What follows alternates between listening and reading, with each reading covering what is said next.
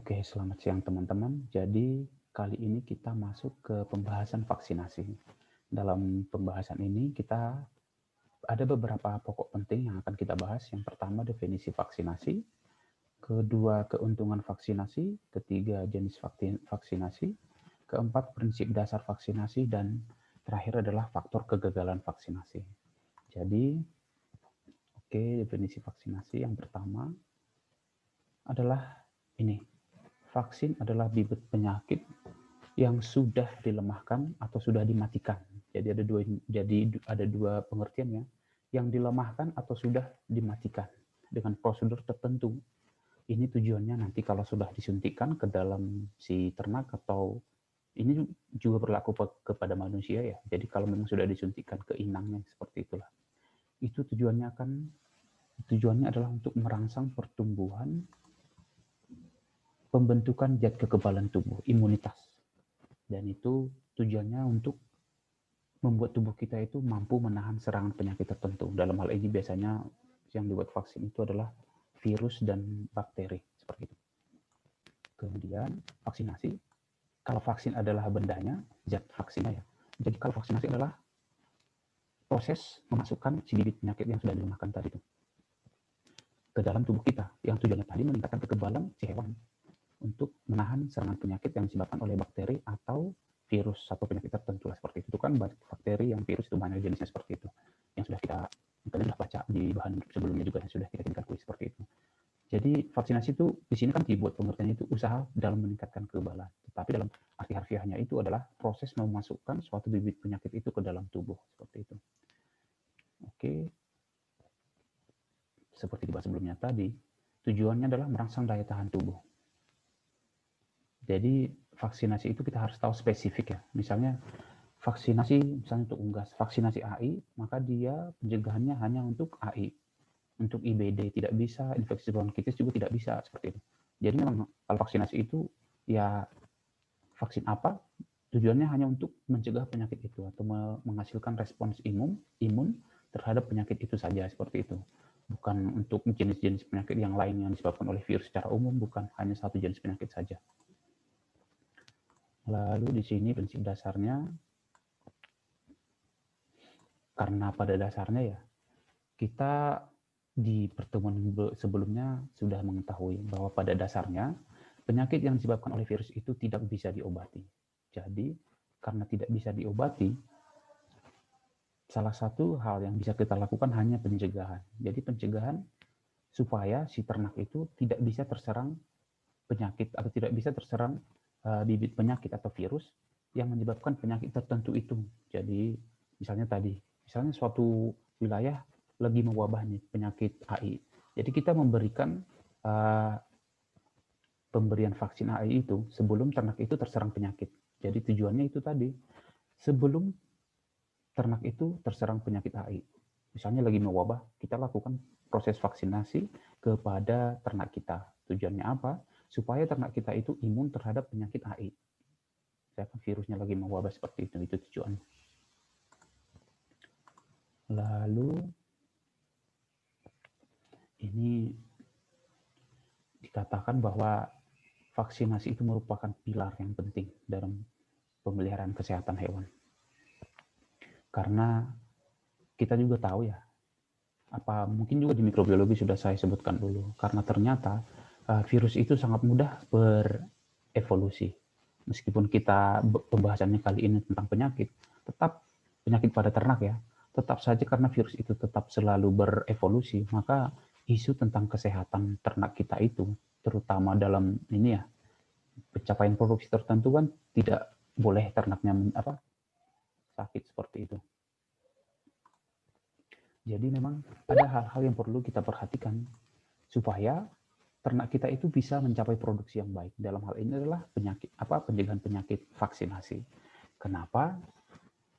Kita sudah sebutkan virus itu sangat mudah berevolusi. Jadi karena kemampuan virus yang mudah berevolusi ditambah lagi kemungkinan infeksi sekunder seperti itu ya, seperti pembahasan yang sebelum-sebelumnya, maka isu ini merupakan sesuatu yang sangat kompleks.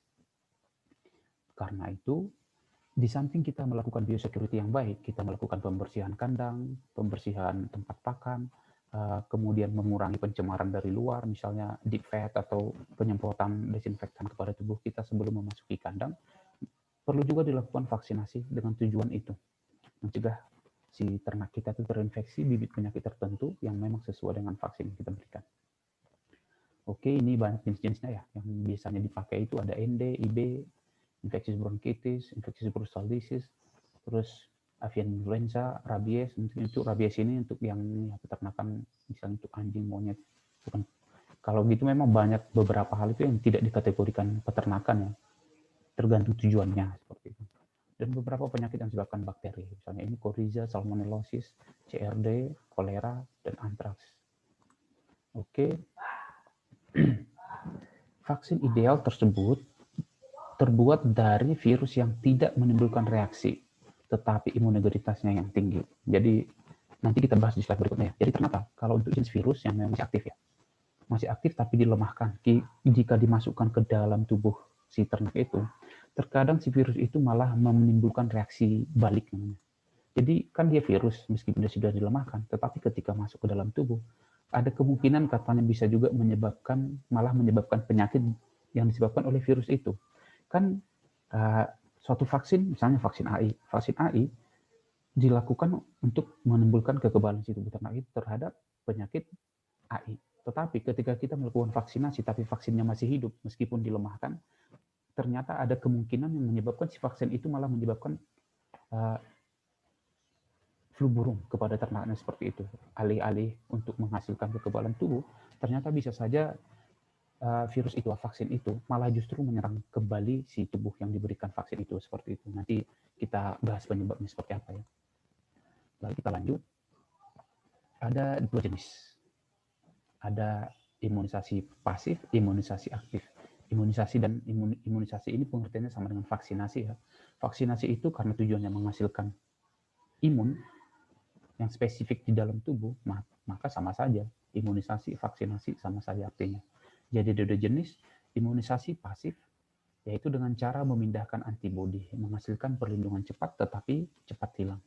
Jadi misalnya ketika kita melakukan vaksinasi, respon tubuh kita itu menghasilkan semacam antibodi. Jadi katanya kalau pasif ini, proses seperti itu tuh dilakukan di luar. Nanti antibodi yang dihasilkan itu misalnya dilakukan di suatu ternak unggas. Kemudian antibodi yang dihasilkan unggas itu tersebut dipindahkan ke unggas lain. Itu bisa tetap menghasilkan antibodi terhadap penyakit tertentu. Tetapi di sini katanya kalau memang untuk pasif ya, tetapi di sini katanya antibodi itu efeknya itu cepat hilang. Kemudian yang selanjutnya ada imunisasi aktif.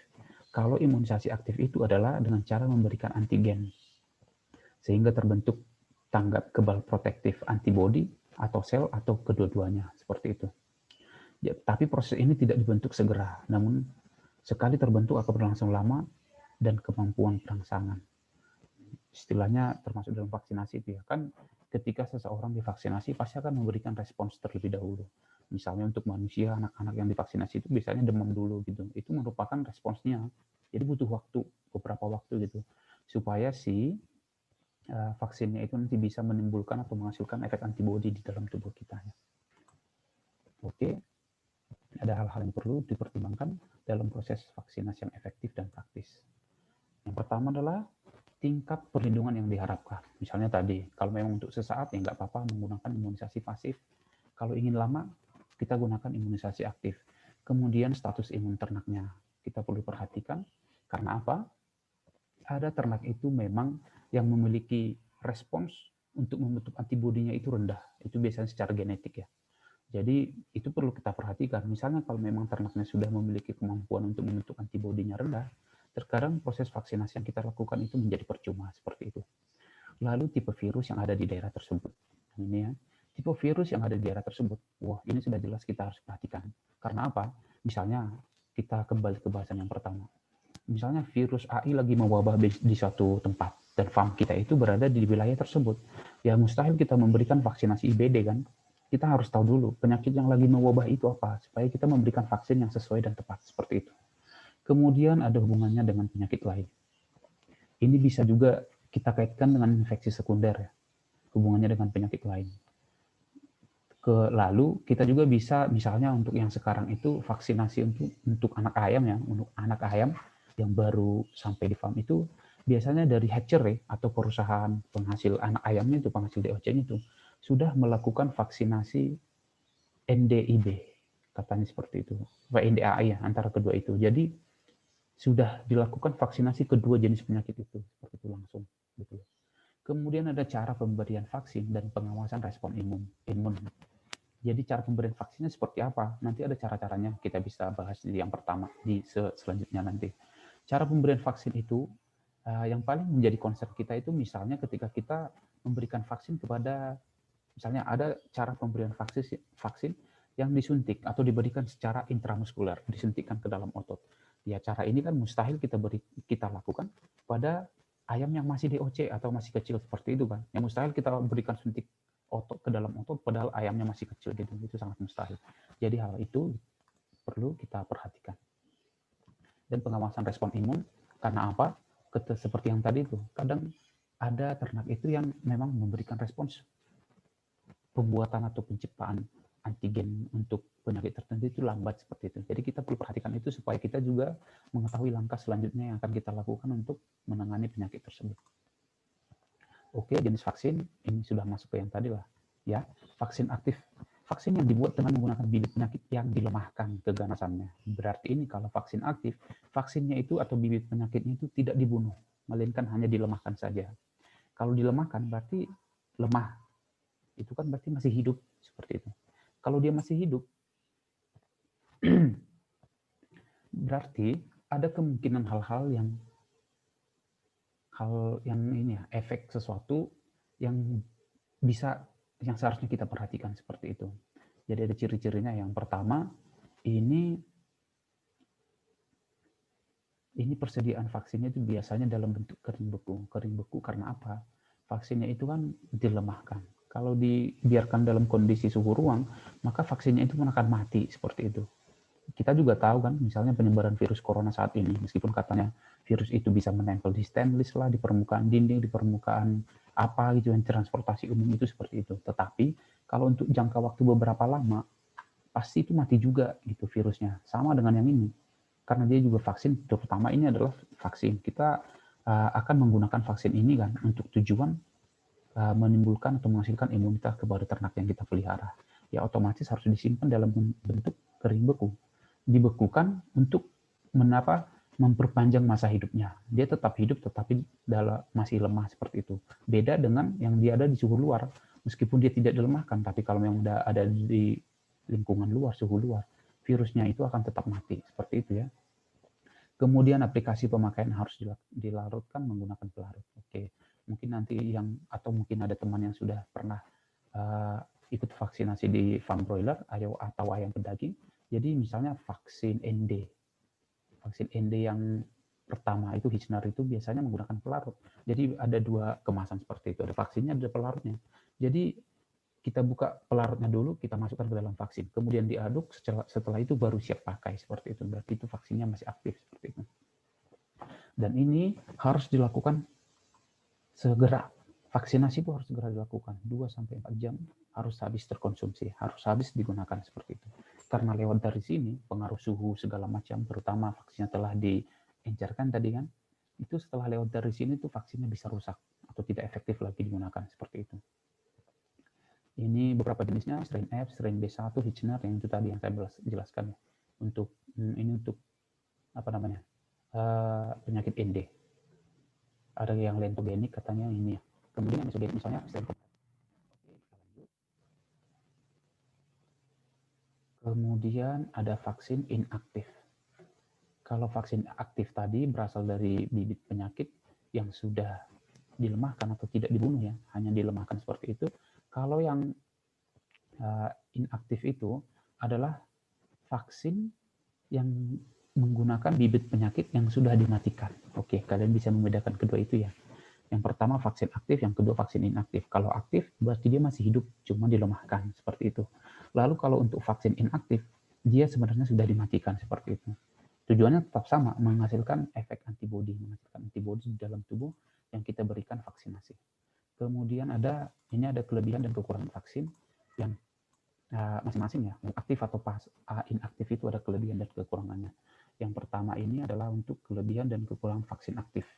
Kelebihannya, kekebalan yang dihasilkan sama dengan kekebalan yang diperoleh karena infeksi alami. Maksudnya di sini apa? Ketika misalnya kita ibaratkan kepada manusia, misalnya cacar. Ketika infeksi manusia terinfeksi cacar, itu kan akan menghasilkan efek antibodi juga di dalam tubuh kita gitu. Nah, kalau di ternak itu sama.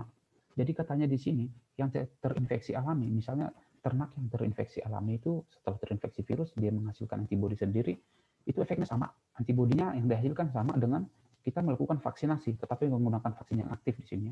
Vaksinasi aktif menggunakan vaksin yang memang masih hidup, tetapi dilemahkan seperti itu. Jadi efeknya itu sama. Kemudian merangsang pembentukan antibodi yang lebih tahan lama. Nah, ini bisa diingat. Ternyata ini kelebihan vaksin aktif, tahan lama. Efek kekebalannya itu lebih tahan lama seperti itu. Kemudian katanya di sini dan juga memberi perlindungan pada pintu-pintu masuk antigen. Nah, itu antigen lebih baik seperti itu ya. Tapi ada kekurangannya. Yang pertama, adanya bahaya pembalikan menjadi lebih virulen selama multiplikasi antigen dalam tubuh ternak yang divaksin. Seperti kita bahas di mikrobiologi ya. Misalnya, kita anggap saja ini bukan vaksinasi ya. Kita anggap sini sebagai infeksi alami. Infeksi alami, misalnya seseorang kena infeksi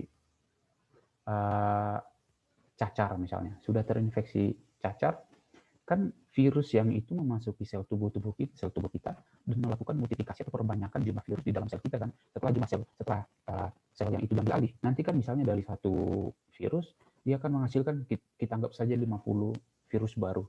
Setelah menghasilkan 50 virus baru, itu kan akan menginfeksi masing-masing satu sel lagi seperti itu. Nah, berarti di sana ada proses perbanyakan dirinya gitu loh.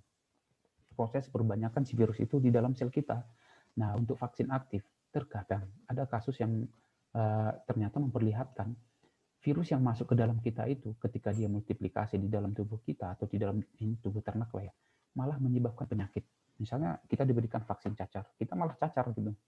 Tapi ini kemungkinan sudah, teknologi sekarang sudah sangat bagus, sepertinya kemungkinan seperti ini sudah tidak ada ya. Tapi kalau untuk ternak katanya ilmu seperti ini masih acceptable atau masih bisa diterima. Lalu kemudian penyimpanan dan masa berlaku vaksin yang terbatas, diperlukan stabilisator dalam penyimpanan.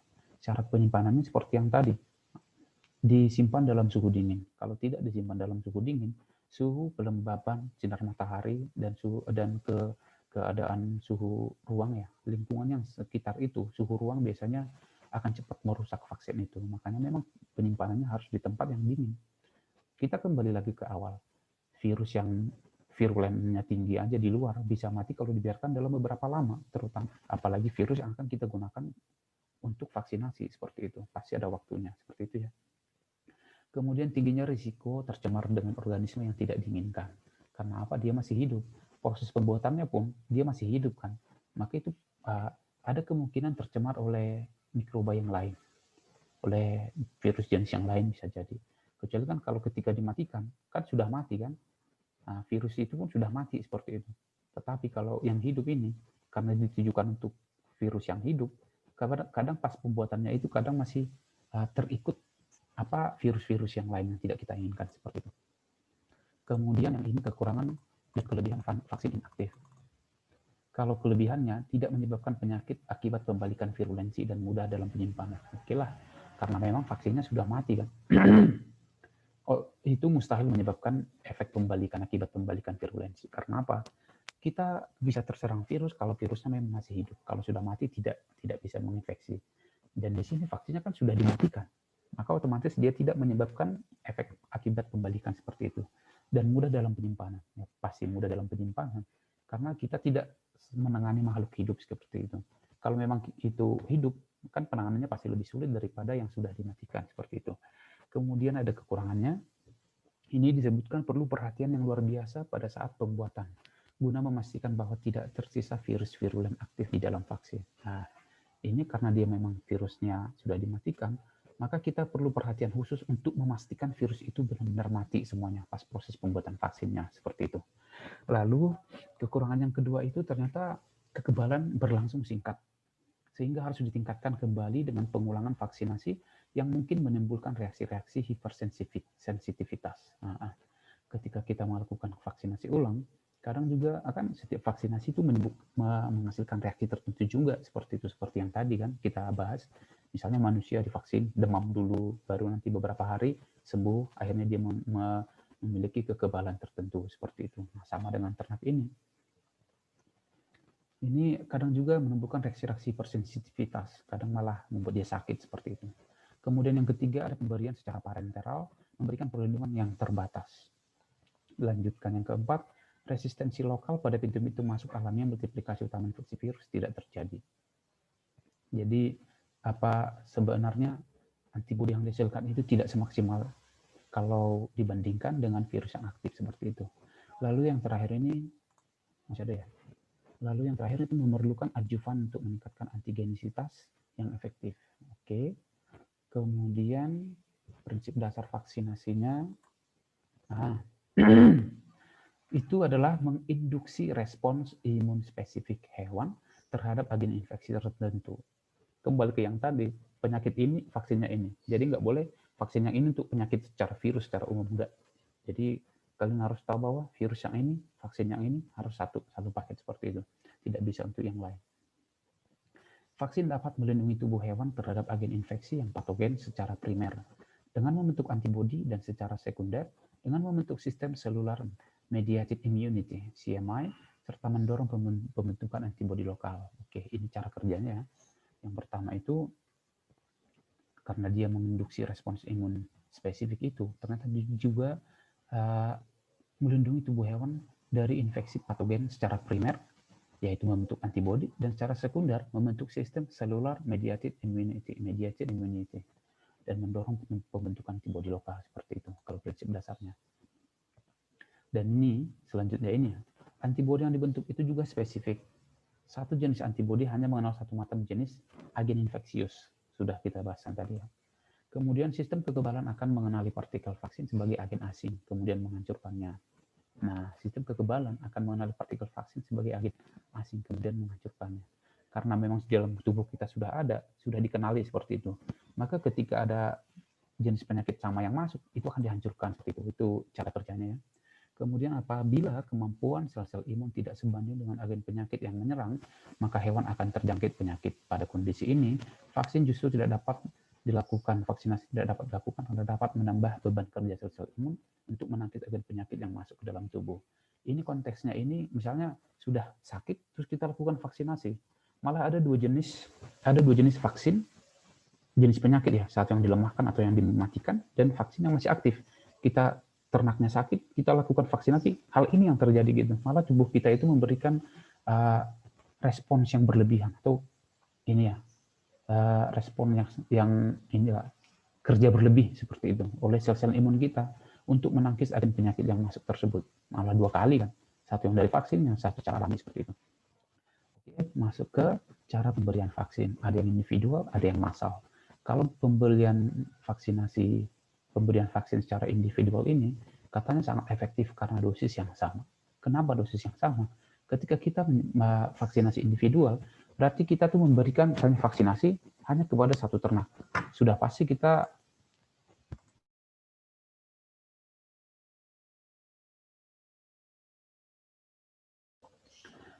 kita menggunakan dosis yang tepat, dan kita memastikan, misalkan kita menangani satu ternak saja, maka proses vaksinasi itu sudah otomatis terlaksana dengan sangat baik seperti itu. Caranya ada yang tetes mata, jadi vaksin itu dimasukkan ke dalam matanya.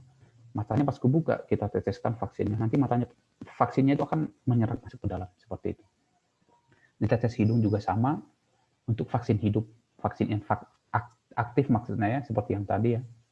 Kemudian cara injeksi untuk vaksin ini inaktif ND, vaksin Marek, dan cara skarifikasi untuk vaksin cacar dan AE, avian encephalomyelitis. Oke, yang ini untuk individu misalnya. Ini kalian lihat ini disuntik di bagian dada, berarti ini intramuskular atau di dalam otot. Muskular, otot, intra, di dalam, berarti di dalam intramuskular, dalam otot seperti itu. Lalu ada vaksinasi massal. Vaksin hidup yang dicampur air minum atau pelarut steril untuk disemprotkan.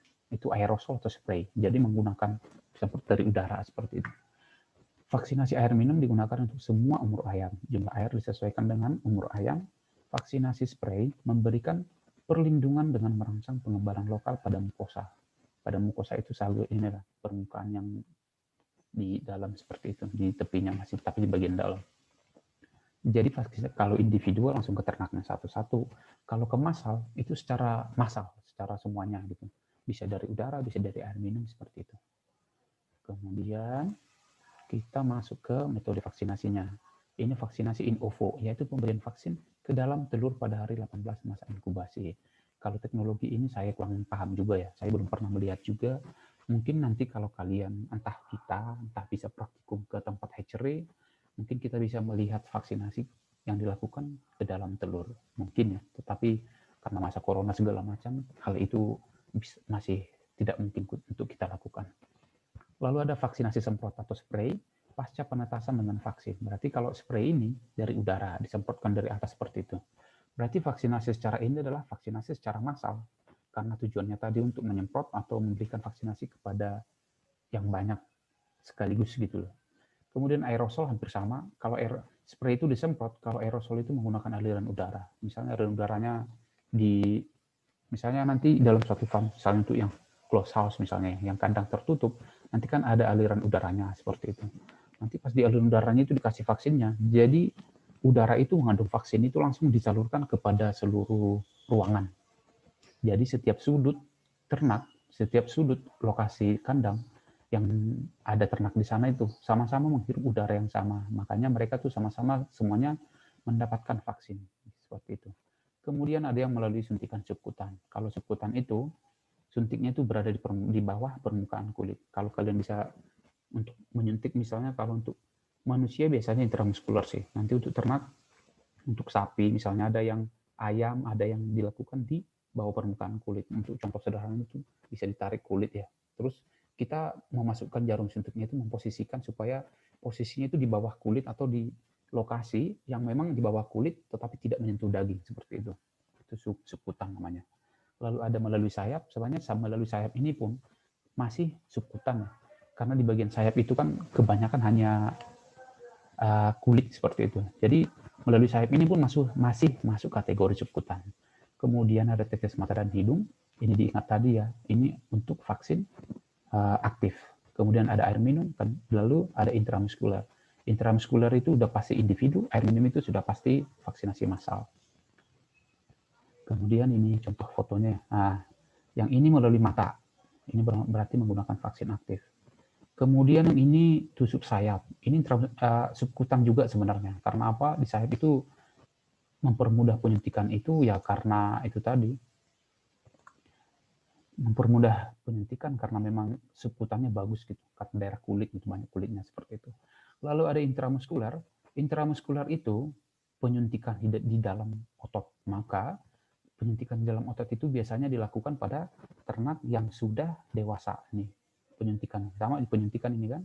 Ini juga penyuntikan sama. Itu ayamnya sudah dewasa sudah besar seperti itu.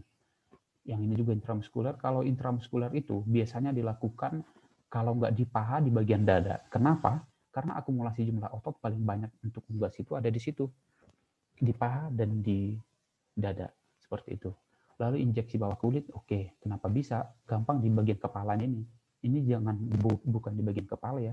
Sebenarnya ini di bagian di bawah kulit leher yang di belakang seperti itu. Masih bisa diem ini kan.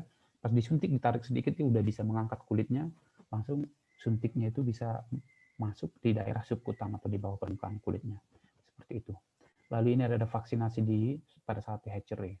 Kalau ini dimasukkannya ke mulutnya langsung ya. Jadi dimasukkan ke mulutnya langsung.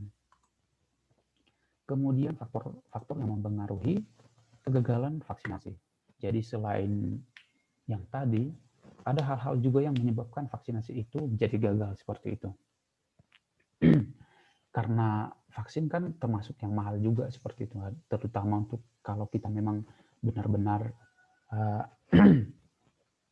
ingin produksi peternakan kita itu benar-benar maksimal, maka vaksinasi itu perlu kita perhatikan. Karena apa? Kita kan sudah sama-sama tahu penyakit virus itu, penyakit yang disebabkan oleh virus itu, virulensinya sangat tinggi. Sekali satu kena menginfeksi semuanya, terutama virus yang bisa menular melalui udara gitu. satu ternak kena di dalam farm kita, bisa semuanya langsung kena gitu loh. Bisa bahkan kematiannya bisa sampai 50%, itu sudah rugi total ini. Maka memang harus perlu diperhatikan ini. Vaksinasi ini, cara-caranya seperti apa gitu. Kemudian yang pertama yang perlu diperhatikan adalah berhubungan dengan lifespan. Lifespan itu masa hidup si vaksinnya. Jadi jangan menggunakan vaksin yang sudah, misalnya, itu vaksin aktif, tetapi disimpannya di dalam suhu ruang. Nanti beberapa jam kemudian vaksinnya sudah mati. Misalnya vaksinnya vaksin aktif, cuma kita simpan di meja, di suhu ruang, kemudian vaksinasinya kita lakukan esok hari. Ya pasti vaksinasinya akan menjadi percuma, karena apa? Vaksin-vaksin yang itu sudah mati. Gitu ya. Kemudian cara vaksinasinya. Oke, cara vaksinasinya untuk menjamin vaksinasi itu berhasil, sebenarnya vaksinasi yang paling baik itu adalah secara individu. Karena apa? Ketika kita sebagai vaksinator atau orang yang melakukan vaksinasi terhadap seekor ternak itu dan individu seperti itu, kita akan memastikan bahwa itu terjadi secara sempurna gitu.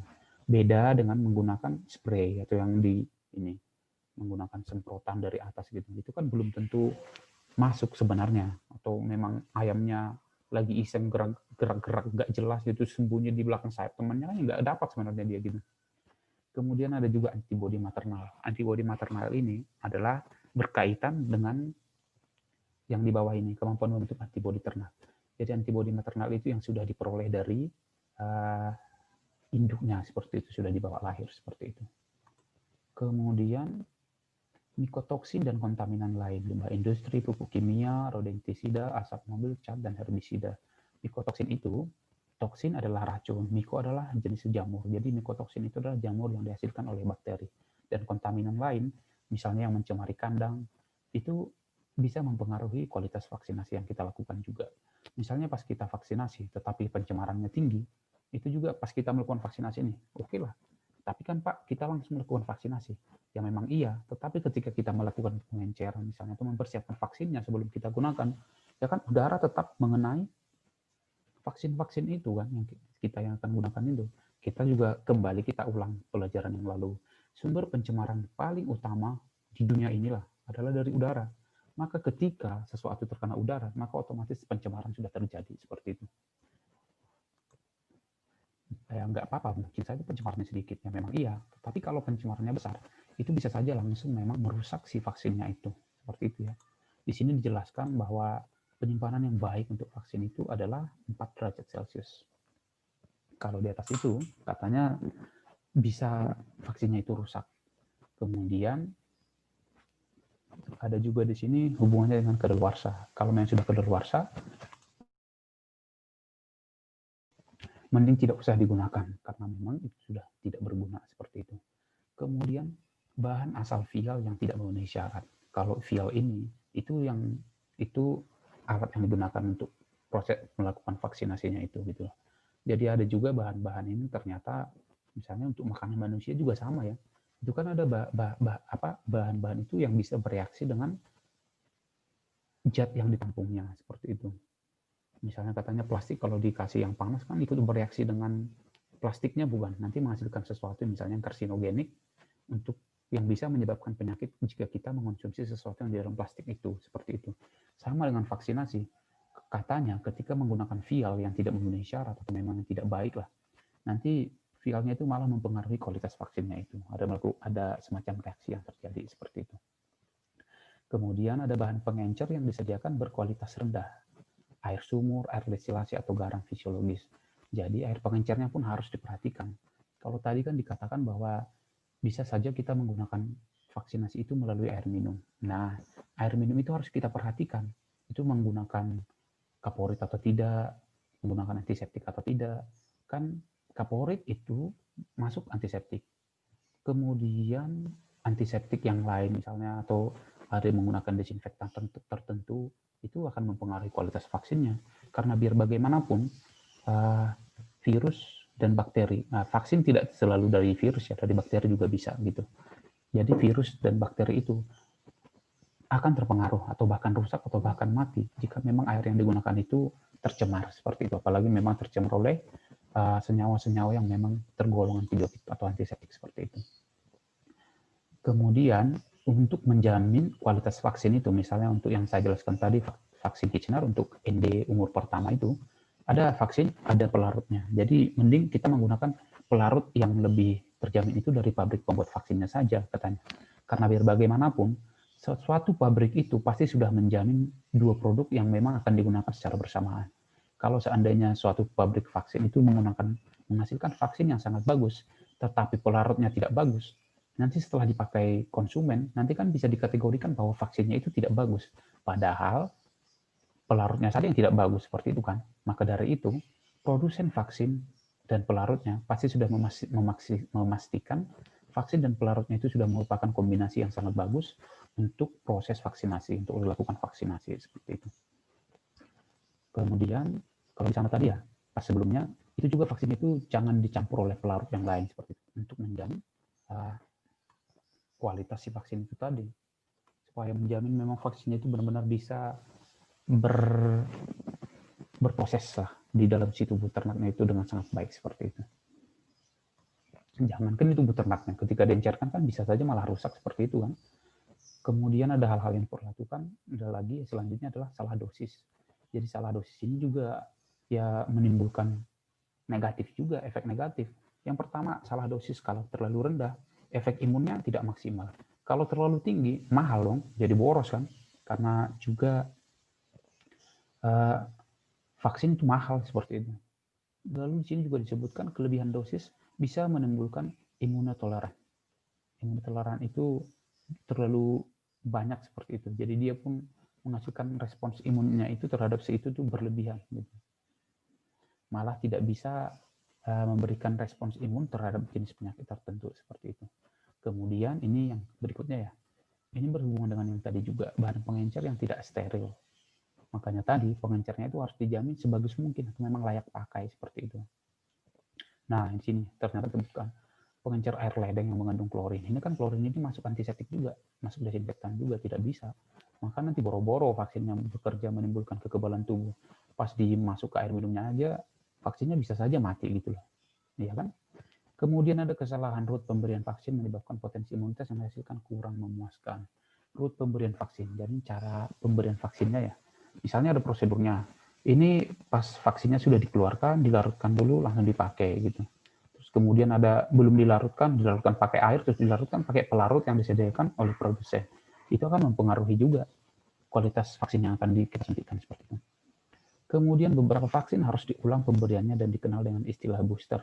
Apabila rangkaian pemberian vaksin yang terjadi pada booster 1 dan booster 2 dan seterusnya tidak lengkap dilakukan, maka imunitas yang diharapkan tidak akan tercapai. Nah, salah satu contoh di sini yang saya ingat itu adalah vaksinasi ND, Newcastle disease ya. Jadi pas pertama itu, kalau ini dalam yang ini ya, yang dulu lah, farm yang dulu atau peternakan yang dulu. Jadi kalau untuk ND itu, vaksinasi itu dilakukan misalnya hari ketiga atau hari pertama ya, hari ketiga lah. Hari ketiga ayam masuk di dalam kandang atau DOC masuk ke dalam kandang itu diberikan vaksinasi ND. Nah, kemudian hari ketujuh diberikan lagi vaksinasi ND. Hari ke-14 diberikan lagi vaksinasi ND, hari ke-21 itu berkelipatan seperti itu ya. Jadi kalau untuk vaksinasi yang pertama menggunakan ND Hitchner, kemudian yang umur sudah lebih tua menggunakan vaksin Lasota seperti itu untuk ND. Jadi itu diperlukan juga untuk booster ini supaya menjamin kekebalan tubuh yang terdapat di dalam si tubuh ternak itu. Seperti itu ya. Kemudian di sini antibodi maternal merupakan antibodi yang berasal dari induk yang diturunkan kepada anak. Kalau pada ayam melalui kuning telur dan pada waktu telur masih ada di ovarium. Nah, itu secara genetik ya sudah ada di dalam si ternaknya, seperti itu. Itu digunakan untuk antibodi ayam khusus pada awal-awal masa kehidupannya, baru menetas, seperti itu. Dan ini antibodinya diperoleh secara pasif ya, karena apa? Memang diperoleh dari induknya. Induknya yang menghasilkan antibodi itu diteruskan kepada anaknya, seperti itu. Vaksinasi yang dilakukan pada saat antibodi maternal masih ada dalam sirkulasi, artinya belum secara total dikatabolisme. Maka vaksin yang diberikan akan percuma karena dinetralisir oleh antibodi maternal. Nah, karena secara DOC itu, misalnya ya, seandainya seekor DOC itu sudah memiliki antibodi maternal terhadap ND, maka ketika dia sudah sampai di farm atau baru menetas itu tidak perlu dilakukan vaksinasi ND karena percuma. Percuma karena apa? Karena dia memang sudah kebal terhadap ND di bawah lahir, seperti itu. Tetapi itu memang kalau memang vaksinasinya atau antibodinya sudah ada, antibodi terhadap ND itu sudah ada di bawah sejak menetas seperti itu. Tetapi kalau tidak ada ya, kan tidak semua tidak semua bibit penyakit yang langsung bisa ditangkal oleh seekor ternak. Jadi ini harus kita perhatikan karena apa? Ini juga bisa kita jadikan sebagai dasar untuk melakukan vaksinasi kapan gitu loh. Karena memang jika ternaknya sudah kebal, ngapain kita lakukan vaksinasi kan? Oke, berikutnya cold storage atau penyimpanan dan sebagainya. Vaksin harus dipertahankan tetap dingin dari mulai dikeluarkan oleh pabrik pembuat sampai pada saat akan diberikan ke ternak. Ini khusus untuk vaksin aktif ya. Kenapa? Karena itu sesuatu yang masih hidup dan harus dipertahankan seperti itu. Kemudian tindakan yang hati-hati apabila selama transportasi vaksin ditempatkan di icebox sehingga temperatur rendah akan selalu dipertahankan. Nah, di icebox biasanya seperti itu transportasi vaksin. Untuk menjamin vaksin itu memang masih hidup seperti itu. Kemudian di sini ada kemampuan membentuk antibodi. Vaksin yang diberikan akan berhubungan langsung dengan status imun ayam. Ada di sini istilah immunocompetence, yaitu kemampuan antibodi yang dimiliki oleh ternak. Jadi ada kemampuan si ternak itu sendiri untuk menghasilkan antibodi gitu. Itu dipengaruhi oleh faktor genetik dan faktor lingkungan. Faktor genetik bawaan lahir atau memang sudah dari induknya seperti ayam tadi ya. Kemudian ada faktor lingkungan, misalnya dia terkena virus atau infeksi virus tertentu, selama waktu tertentu nanti dalam waktu tertentu dia akan menghasilkan imunitas tersendiri terhadap suatu bibit penyakit tertentu. Ini banyak kaitannya dengan organ-organ limfoid karena ini ya, Ursa fabricus, thymus, lien itu menghasilkan sel-sel limfosit. Sel-sel limfosit ini termasuk dalam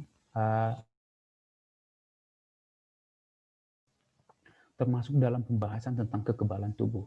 Karena memang ketika kita terserang penyakit, inilah yang berfungsi sebagai pertahanan utama, tentara pertama gitu. Sel-sel limfosit itu yang menyerang bibit-bibit penyakit yang masuk ke dalam tubuh. Kemudian ini juga faktor lingkungannya. Ada status nutrisi dan penyakit. Nah, status nutrisi itu tadi itu menyebabkan kalau nutrisinya bagus, kan penyerapan segala macam itu bagus, nanti kualitas sel dan proses-proses metabolisme di dalam selnya kalau kuat, itu juga mempengaruhi kemampuan si sel itu untuk dimasukin oleh virus seperti kita bahas di mikrobiologi ya. Kalau memang selnya masih kuat, virusnya itu akan menunggu di luar. Dia menunggu sampai selnya itu supaya menjadi lemah dan dia bisa masuk seperti itu. Sama juga di ini ya, imunokompetensi itu, status nutrisinya. Kalau memang nutrisinya baik, kalau dia sehat, virus itu pun akan butuh waktu atau bahkan mati di sana itu pas menunggu untuk menginfeksi suatu sel. Sama juga dengan penyakit saya bilang sebelumnya itu. Kalau memang pas dia di sebelum-sebelumnya sudah pernah terkena penyakit tertentu yang virus tetapi tidak menimbulkan efek yang sangat berbahaya seperti itu atau bahkan membunuh, maka dia tetap akan menghasilkan antibodi tersendiri nanti seperti itu. Kemudian ini ada mikotoksin. Kalau mikotoksin itu tadi katanya yang ini di dalam tubuh ternaknya ya, ternyata itu bisa berasal dari makanan atau pakan yang dikonsumsi oleh ternaknya, terutama untuk wilayah yang tropis ya. Indonesia sangat tropis, sangat panas seperti itu. Pertumbuhan jamur, bakteri itu sangat marak terjadi karena memang lingkungan yang lembab, lingkungan yang hangat atau panas itu sangat baik untuk mendukung pertumbuhan bakteri atau jamur atau virus seperti itu. Lalu ini kontaminasi pakan, yang penyebab mikotoksin tadi ya, ada yang dari pestisida, terus yang mencemari biji-bijian yang membuat pakan itu kan ketika pakan diberikan ke ternak, ternyata pakan itu pun sudah mengandung kontaminan, baik itu pestisida seperti itu kan, terus logam berat, ada juga ini kuprum, timbal segala macam tuh bisa juga kuprum, kadmium, pelumbung itu menyebabkan pencemaran juga. Itu kalau memang ternaknya ini sudah terkena ini ya, maksudnya di dalam si tubuh ternak itu sudah mengandung pestisida, terus ada cemaran logam berat, itu juga mempengaruhi proses tubuh kita atau proses tubuh si ternak itu untuk menghasilkan antibodi untuk penyakit tertentu sesuai yang divaksin seperti itu. Jadi ada banyak hal yang harus diperhatikan ya. Ini dasar kita yang untuk mengetahui sebagai sarjana peternakan nantinya untuk mengetahui hal-hal yang perlu kita harus perhatikan dalam proses vaksinasi seperti itu. Lalu di sini ada hal-hal yang perlu diperhatikan juga untuk mengatasi kegagalan tersebut. Yang pertama, untuk menjamin kualitasnya bagus, maka vaksin itu harus diperoleh dari sumber terpercaya. Misalnya kalau kita membeli, cobalah dibeli dari produsen resminya, seperti itu. Maka itu sudah menjamin, kan? Karena mereka juga mempertanggungjawabkan kualitas yang akan mereka sampaikan atau mereka tunjukkan kepada konsumennya, seperti itu. Kemudian ketika transportasi, itu dipastikan bahwa transportasinya itu dilakukan pada suhu yang dingin. Untuk ini ya, untuk vaksinnya, misalnya menggunakan icebox seperti itu, supaya suhunya terkendali seperti itu. Kalau untuk disimpan, ini katanya disimpan. Kalau disimpan pun ada suhu-suhu tertentu. Misalnya untuk obat kan selalu dibilang simpan pada suhu tertentu dengan kelembaban tertentu. Itu bisa diperhatikan juga. Itu untuk memastikan bahwa suatu obat, dalam hal ini adalah vaksin, akan bekerja pada waktu atau umur kadaluarsa yang sudah ditentukan, seperti itu. Ini bahkan untuk yang pengencernya sama vaksinnya berbeda ya. Kadang vaksinnya butuh disimpan pada suhu seperti ini. Terus pengencernya pada suhu seperti ini juga harus diperhatikan seperti itu. Kemudian vaksinasi juga lebih baik dilakukan saat udara dingin, misalnya pada pagi hari seperti itu, atau sore hari, untuk mencegah stres. Yang pertama, stres dihindari, stres ternaknya ya. Kalau stres ternaknya tinggi, kemudian kita lakukan vaksinasi, itu kan malah mengganggu metabolismenya si ternak juga. Kemudian pada saat panas sekalipun, vaksin yang kita gunakan pun atau vaksin yang sedang kita gunakan pun akan cepat terpengaruh oleh suhu lingkungan yang panas, seperti itu. Kemudian ada monitoring kualitas pakan. Karena itu tadi, karena pakan pun ternyata berpengaruh terhadap pembentukan imunitas suatu ternak. Karena apa? Cemaran-cemaran logam berat atau mikotoksin itu ternyata mempengaruhi si ternak itu untuk membentuk antibodinya. Kemudian, pada vaksin yang dicampur air minum, perhitungan volume air yang digunakan harus tepat. Hal ini disesuaikan dengan umur ayam dan kondisi iklim. Nah, untuk vaksinasi air minum, misalnya, ya karena kita berikan air minumnya ad libitum, kita tidak boleh memberikan air minumnya ad libitum. Karena apa? Kita biasanya untuk vaksinasi itu dulu ya, kita biasanya memuasakan si ternaknya. Setelah ternaknya dipuasakan, baru diberikan air minum, sudah dihitung ya, sesuai dengan porsi atau volume atau jumlah ternaknya. Ketika dia puasa, dia kan si ternaknya akan haus. Nah, ketika vaksinasi dilakukan melalui air minum dengan memang dosis yang sudah tepat ya, nanti ternak itu atau ayam itu langsung minum dalam jumlah yang banyak. Dengan itu, kita lebih menjamin kalau vaksin itu ternyata masuk ke dalam si tubuh ternaknya, seperti itu ya. Lebih menjamin seperti itu karena dia banyak minum, karena sudah disengaja ayamnya itu haus gitu. Lalu kemudian dianjurkan diberi obat cacing pada ayam grower dan finisher kira-kira seminggu sebelum vaksinasi untuk mencapai hasil yang optimal. Nah, ini ada kaitannya untuk terutama yang diberikan melalui air minum ya. Air minum kan vaksinnya melalui air minum, berarti masuk ke dalam saluran pencernaan. Nah, kalau langsung dilakukan diberikan pemberian obat cacing kan termasuk bisa juga membunuh gitu, dia aja membunuh cacing seperti itu.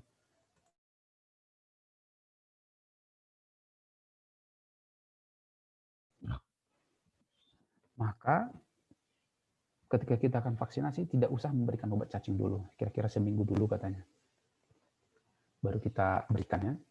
Lalu yang terakhir di bagian ini adalah bisa diberikan adjuvan atau imunomodulator untuk mencapai imunokompetensi yang diharapkan. Untuk menunjang proses pembentukan imunitas yang lebih baik seperti itu. Oke, terima kasih. Materinya sampai di sini dulu. Ini untuk yang materinya ya.